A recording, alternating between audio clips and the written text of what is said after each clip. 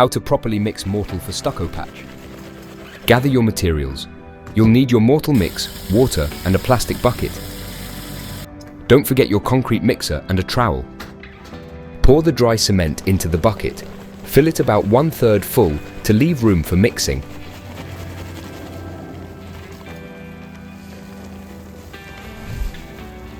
Insert the mixer into the bucket and turn it on.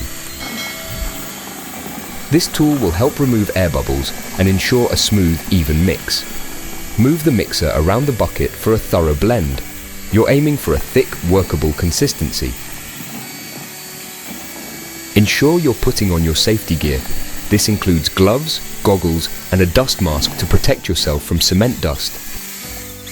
Check the consistency. The mixture should be thick, but still pourable. Consistency is key. Just like in a relationship, a uniform mix shows you're serious about commitment, no weak spots or unexpected breaks. If it's too dry, add a little more water. If it's too wet, add a bit more cement. It's like baking a cake.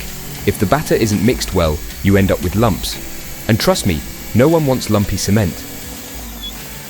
Continue mixing until smooth.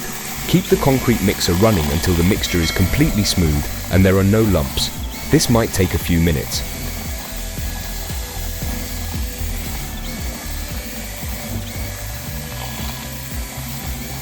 Turn off the mixer and remove it. Once your mortar is well mixed, turn off the concrete mixer and carefully remove it from the bucket. Your mortar is ready, thick and smooth.